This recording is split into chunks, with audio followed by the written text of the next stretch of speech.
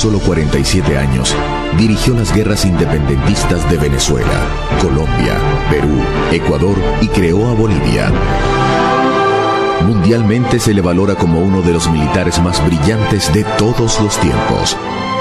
Redactor de constituciones y proyectos de leyes, varias veces presidente, nacido en rica cuna y muerto pobre. Declinó la posibilidad de declararse emperador y el título que siempre prefirió fue el de Libertador.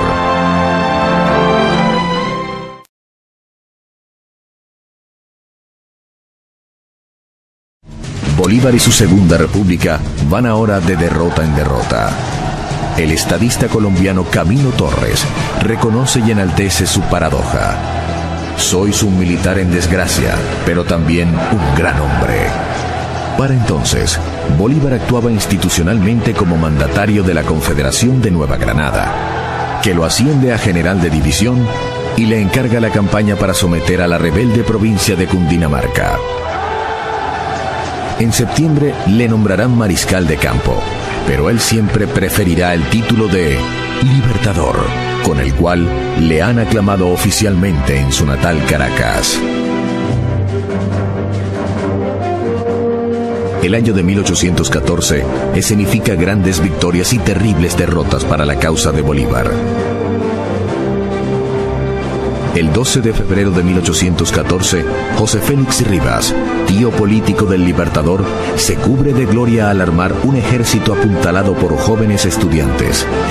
Y con ese ejército logra derrotar al mismísimo José Tomás Boves, quien en julio siguiente, comandando una arremetida realista, obliga a retirar más de 20.000 personas desde Caracas hacia Oriente, en la vía hacia Río Chico y Barcelona. Bolívar coordina la emigración de Oriente, que a pesar de su gran número de víctimas, salva a numerosas familias de la ferocidad de Boves. El destino produce una rara jugada. En la batalla de Úrica, de diciembre de 1814, los ejércitos libertadores son aniquilados, pero el gran caudillo popular de los españoles, José Tomás Boves, muere en una operación heroica dirigida por Pedro Saraza.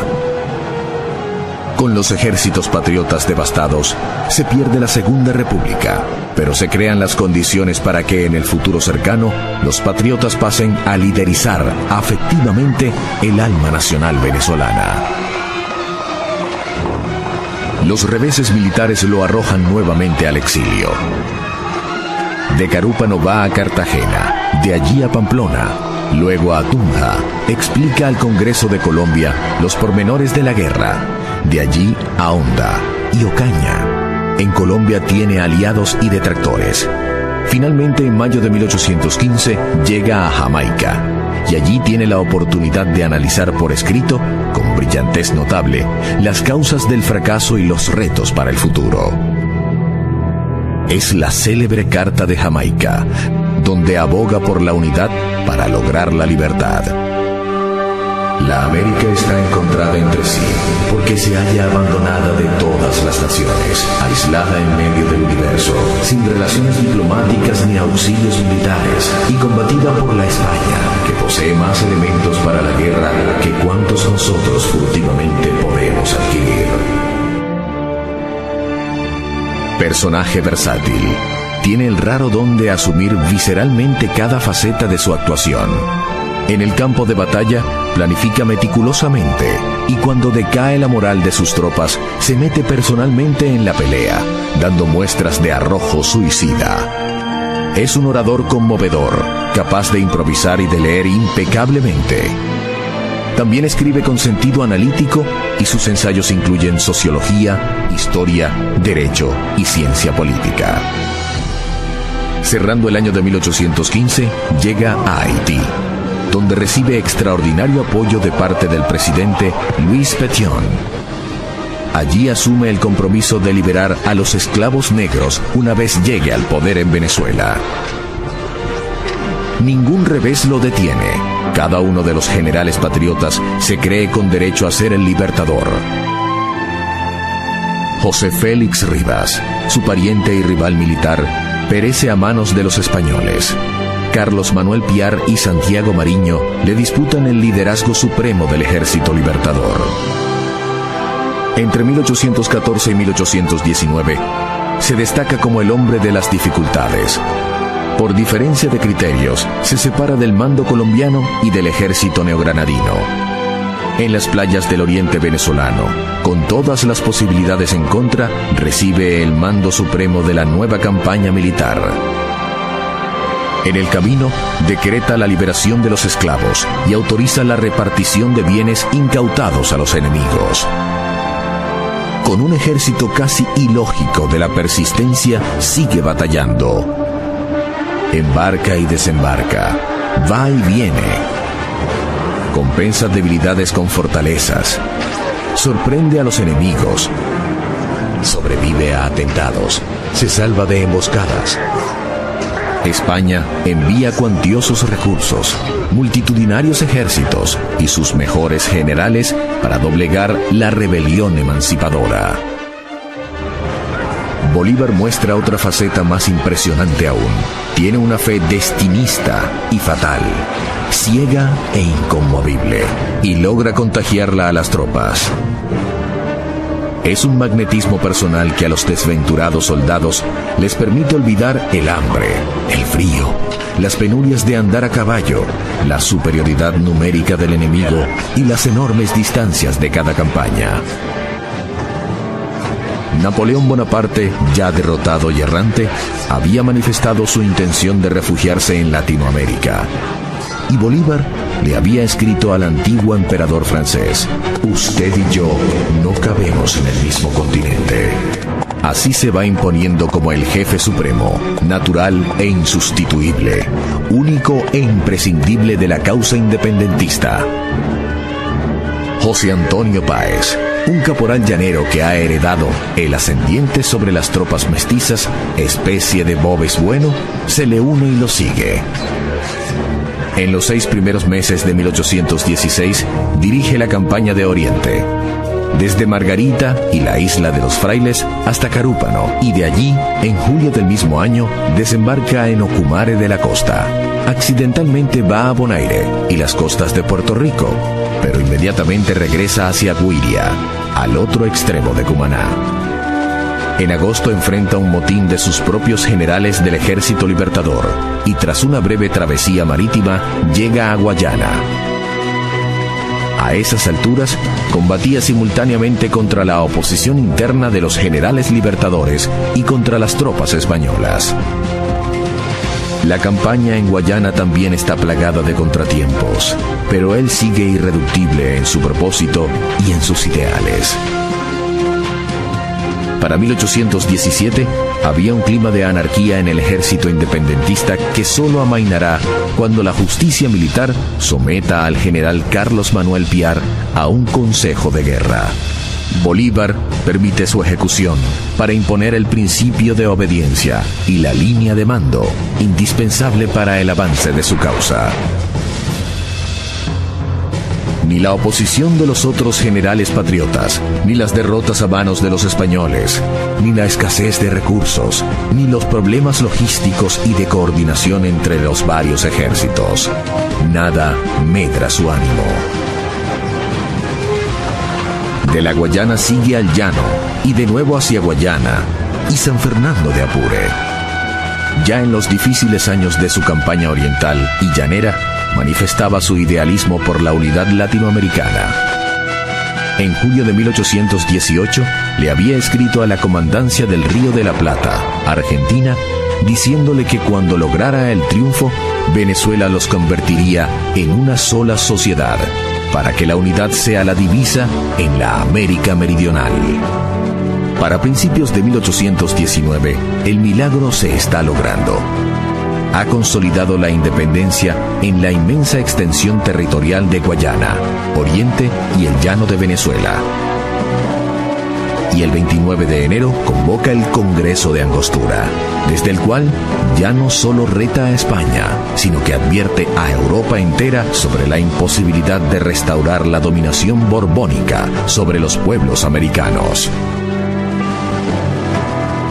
La República de Venezuela, por derecho divino y humano, está emancipada de la nación española y constituida en un Estado independiente y soberano.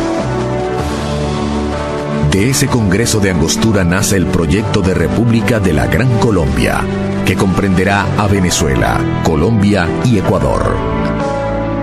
Ahora es un estadista que habla de democracia, contra los gobiernos personalistas y defiende los sistemas populares. Pero en vez de deleitarse con la victoria en Venezuela, se va a Colombia, porque teme una reinvasión española a través del vecino país. En territorio colombiano, deslumbra con sus proezas militares. En una penosa odisea de casi 4 semanas, logran cruzar sigilosamente, mal vestidos, con escasas provisiones, agobiados por el terrible frío y el hambre, la cordillera de los Andes y el gélido páramo de Pispa. Y tras haber perdido muchos de sus soldados, caballos y mulas, caen por la retaguardia y derrotan en la batalla de Boyacá a las tropas del general Barreiro, a quien incluso hacen prisionero. Ha vencido sobre el frío y la muerte. En 1819 se consagra como uno de los jefes militares más grandes de todos los tiempos, con operaciones tácticas que aún se estudian en las academias castrenses del mundo entero. Se ha ganado así el respeto de la corona española, que acepta negociar un armisticio. En Santa Ana de Trujillo se reúne con el general realista Pablo Morillo y acuerdan una regularización de las hostilidades, con canje de prisioneros y un temporal cese al fuego. 10 años después de haber comenzado la pelea, finalmente está en condiciones de negociar con España. Cuando comenzó su gesta apenas dirigía cuadrillas de soldados sin uniformes, sin disciplina, descalzos y desarmados. Ahora comanda un verdadero ejército nacional y su política recibe apoyo diplomático y militar de Inglaterra, la otra gran potencia mundial que competía con España por la primacía en América. La tregua firmada entre Bolívar y Morillo permite la reorganización de cada bando con miras a la batalla final, que se va a librar el 24 de junio de 1821 en la sabana de Carabobo. La batalla de Carabobo constituye una de las proezas militares más grandes de todos los tiempos. Los patriotas baten a un enemigo infinitamente superior en fuerza, en recursos logísticos, en caballos y armamento. La victoria es tan impactante que sella la independencia de Venezuela y debilita al Imperio Español en todo el continente. Progresivamente van alcanzando su independencia México, Guatemala y Santo Domingo en República Dominicana. Esta última proclama su intención de incorporarse a la Gran Colombia, presidida por Simón Bolívar. En adelante vive los años de su apogeo. Las cancillerías de Europa lo estudian de cerca como el hombre del momento mundial. Pero Bolívar prosigue su batalla como si fuera el primer día. Lejos de deleitar las mieles del triunfo, monta a caballo hacia el sur. Llega a Quito, Ecuador, en junio de 1822 y poco después decreta la incorporación de Guayaquil a Colombia. Va obsesionado con el ideal de la unidad latinoamericana y por eso avanza más allá, hasta Perú, el gran reducto de la dominación española en el área. El 27 de julio de 1822, persuade al general argentino José de San Martín de salir del Perú. San Martín se lleva el título de protector del Perú, pero le deja a Bolívar el título de libertador. También fue la era culminante de su vida íntima. El hombre desgraciado para el amor, que ha vivido irregulares romances a lo largo de su viudez, conoce a Manuelita Sáenz e inmediatamente se enamora de ella, quien abandona su vida en la alta sociedad de Quito y parte tras Bolívar, destinada a compartir y sufrir con él los últimos años. La campaña del Perú constituye la cumbre de su carrera militar y política.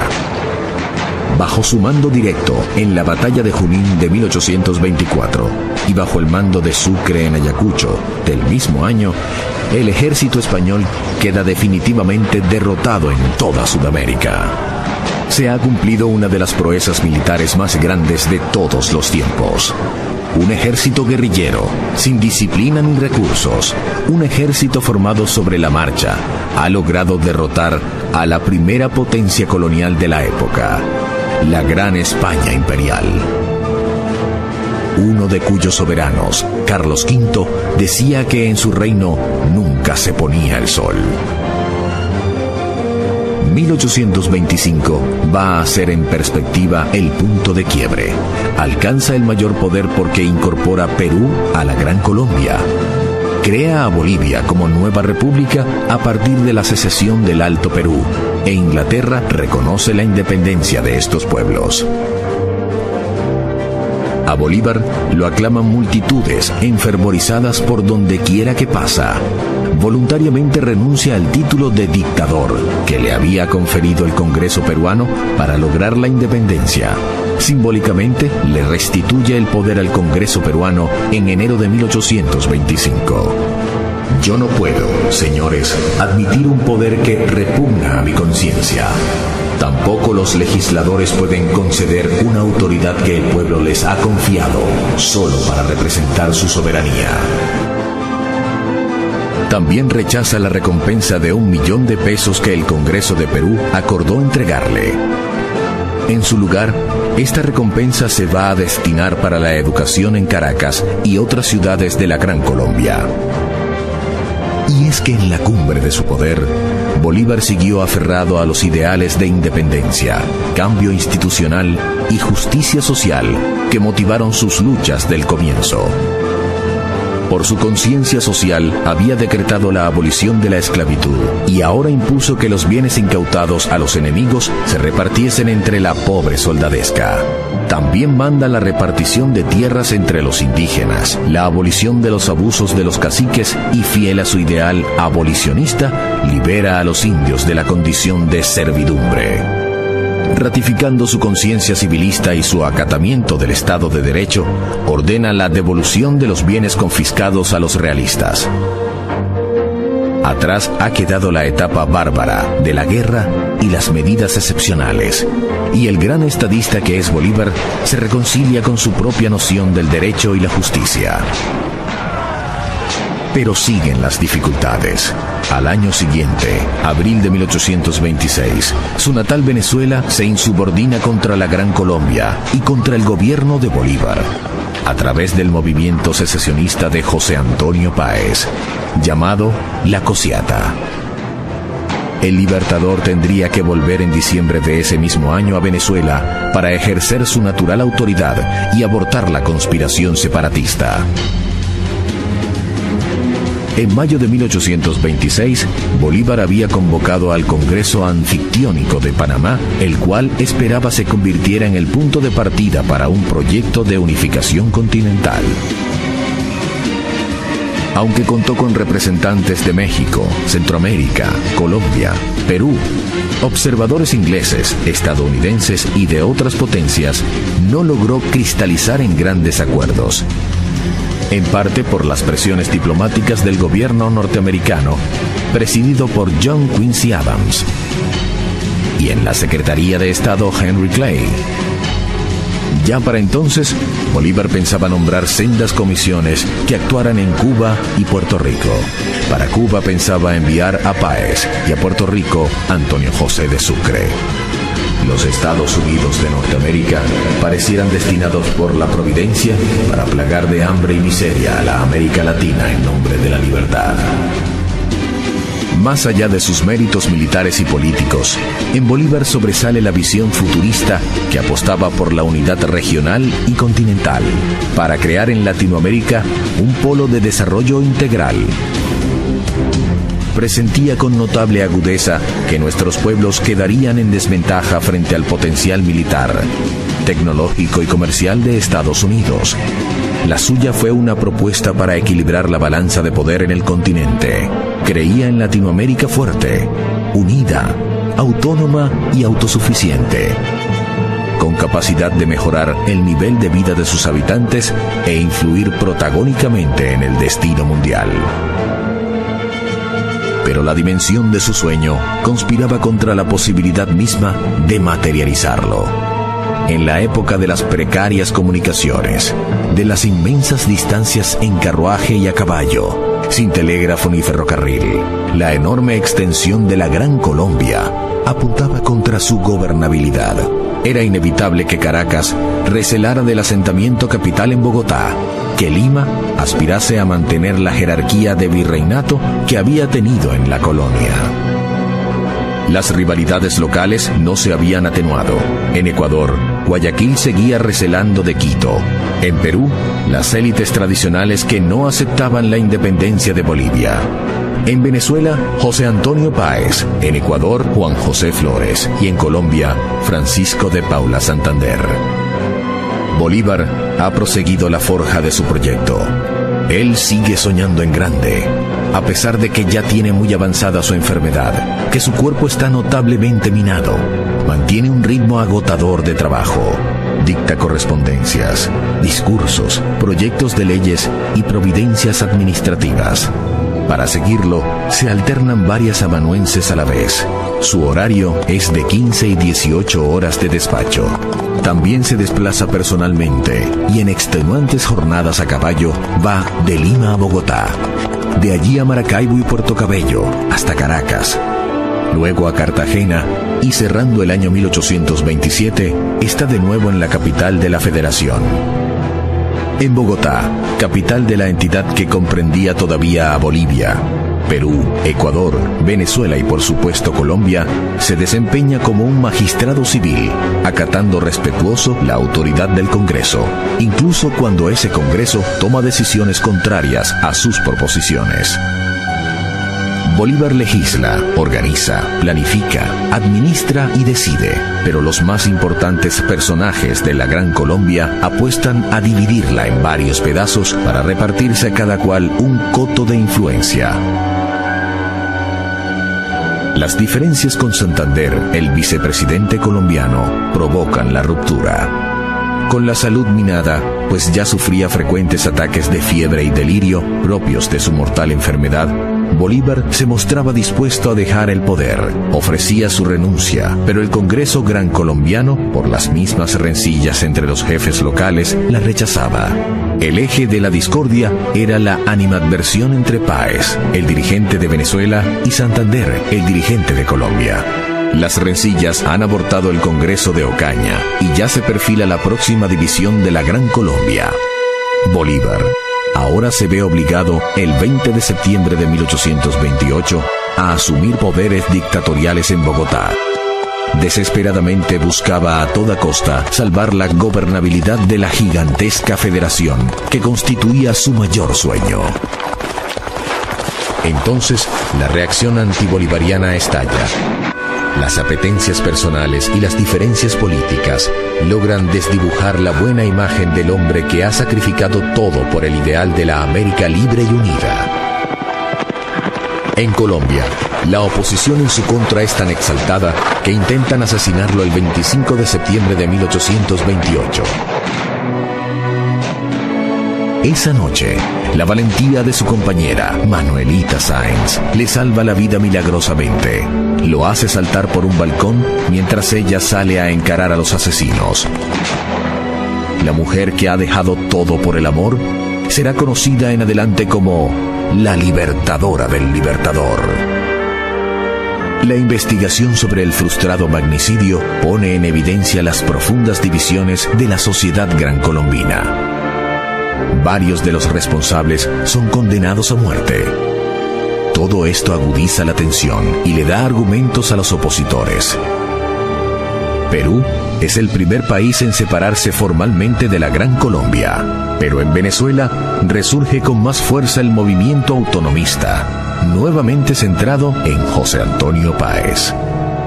Así llegamos al fatídico año de 1830, en el cual Bolívar conoció varias muertes. Primero, vio perecer su proyecto de unidad continental. Después, constató cómo muchos de sus más antiguos colaboradores se manifestaban en su contra. Perdió a Antonio José de Sucre, asesinado por los enemigos precisamente para impedir que sucediera al Libertador. Perdió el poder. Su presencia fue prohibida en Venezuela y, por último, perdió la vida. En enero de 1830 se había instalado un Congreso Constituyente en Valencia, Venezuela, el cual, tras varios meses de sesiones, acordó separarse de la Federación y suspender relaciones con Colombia mientras Simón Bolívar permaneciera en el territorio de ese país. Ya en los últimos meses, es un hombre muy debilitado. Había perdido mucho cabello, tenía las mejillas hundidas, los ojos sin vigor. Parezco un viejo de 60 años, confesaba entonces. El 3 de mayo de 1830 dejó la presidencia de la también agonizante Gran Colombia.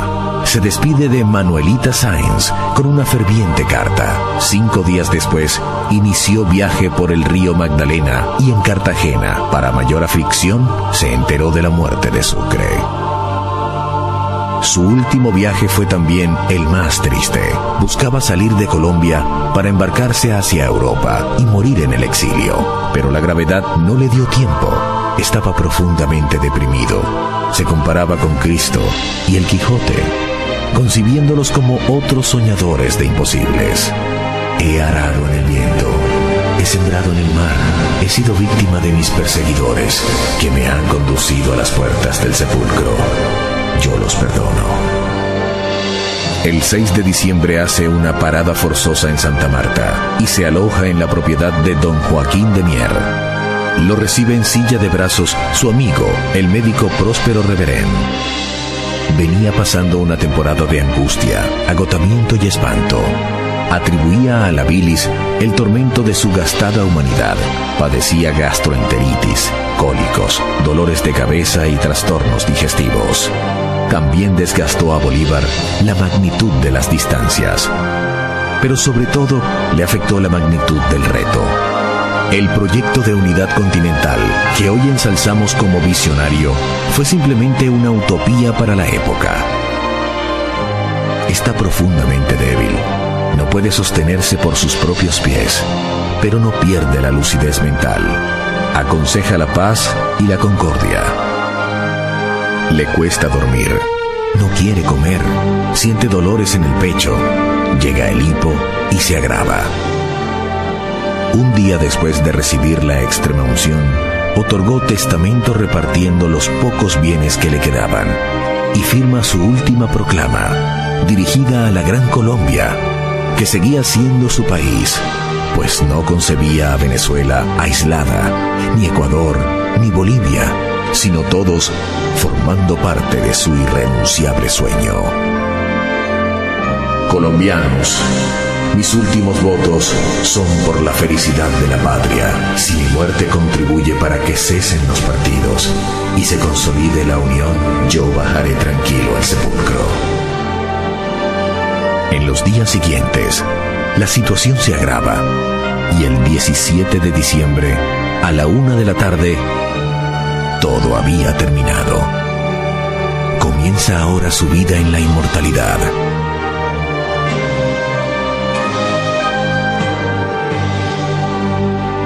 Al morir Bolívar, ya había perdido casi toda su fortuna familiar e incluso vestía una camisa prestada por el dueño de la Quinta San Pedro Alejandrino, el propietario español don Joaquín de Mier.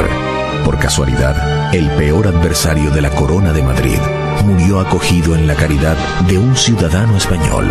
Tampoco tenía pasaporte porque le habían despojado de su nacionalidad de origen y buscaba afanosamente cruzar el Atlántico para exiliarse lejos de América, el continente que lideró por varios años. Todo tan contradictorio y dramático como la vida entera de Simón Bolívar, el libertador.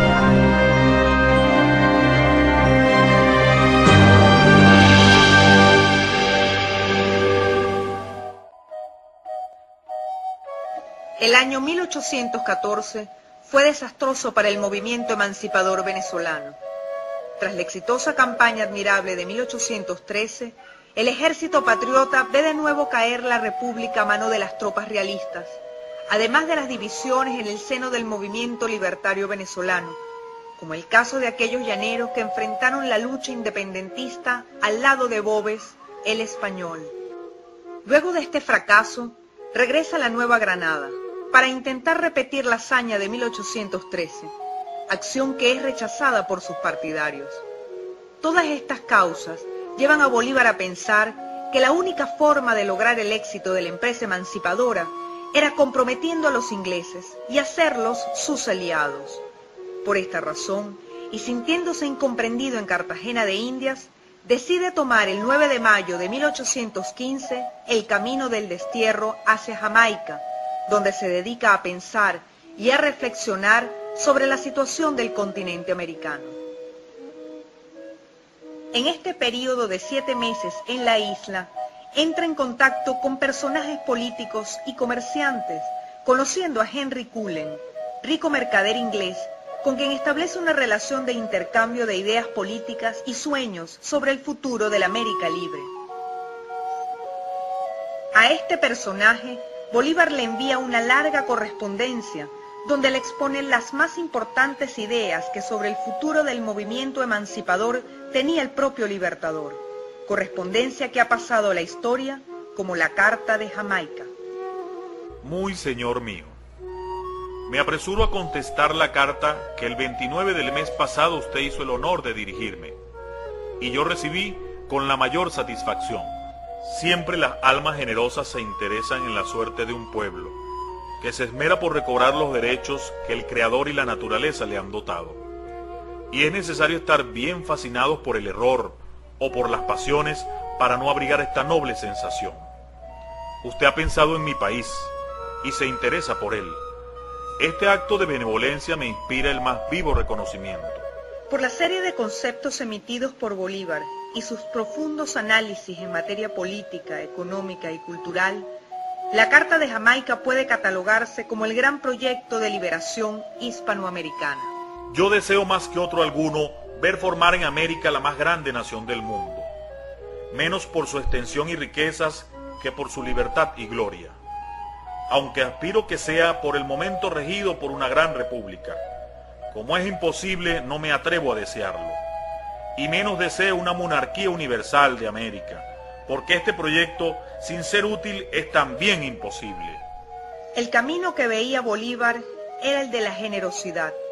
Veía a su América como una sola nación, reconociendo su diversidad geográfica, cultural y étnica. Es una idea grandiosa pretender formar de todo el mundo nuevo una sola nación, con un solo vínculo, que ligue sus partes entre sí y con el todo, ya que tienen un origen, una lengua, unas costumbres y una religión. Debería por consiguiente tener un solo gobierno que confederase los diferentes estados que hayan de formarse. Mas no es posible, porque climas remotos, situaciones diversas, intereses opuestos y caracteres desemejantes dividen a la América. Por otra parte, el Bolívar filósofo se evidencia cuando dice: todavía es más difícil presentir la suerte futura del nuevo mundo, establecer principios sobre su política y casi profetizar la naturaleza del gobierno que llegará a adoptar. Toda idea relativa al porvenir de este país me parece aventurada. Se puede prever cuándo el género humano se hallaba en su infancia, rodeado de tanta incertidumbre, ignorancia y error. ¿Cuál sería el régimen que abrazará para su conservación? ¿Quién se habría atrevido a decir tal nación será república o monarquía? ¿Esta será pequeña o grande? Bolívar define a los pobladores de América como un pequeño género humano que posee un mundo aparte, cercado de mares y con todo por hacer, en arte y ciencia. Pero de igual manera el Libertador es muy firme al referirse a la situación social y política de este hemisferio bajo el yugo de la corona española. La posición de los moradores del hemisferio americano ha sido por siglos permanentemente pasiva. Su existencia política era nula. Nosotros estábamos en un grado todavía más abajo de la servidumbre, y por lo mismo con más dificultad para elevarnos al goce de la libertad. Los americanos en el sistema español que está en vigor, y quizás con mayor fuerza que nunca, no ocupan otro lugar en la sociedad que el de siervos propios para el trabajo. y cuando más el de simples consumidores. ¿Quiere saber usted cuál era nuestro destino? Los campos para cultivar el añil, la grana, el café, la caña, el cacao y el algodón.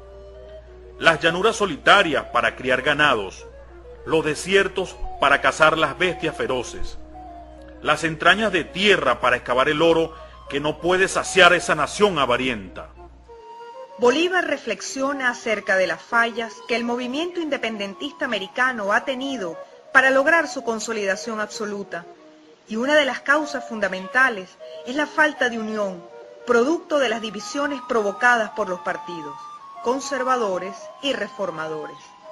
Yo diría a usted lo que puede ponernos en actitud de expulsar a los españoles y de fundar un gobierno libre. Es la unión, ciertamente, mas esta unión no nos vendrá por prodigios divinos, sino por efectos sensibles y esfuerzos bien dirigidos.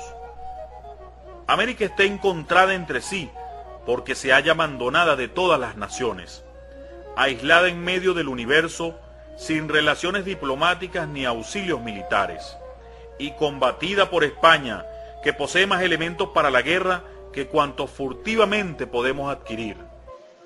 En la Carta de Jamaica, el Libertador nos muestra su más puro pensamiento, el que en algunos casos es de una vigencia absoluta.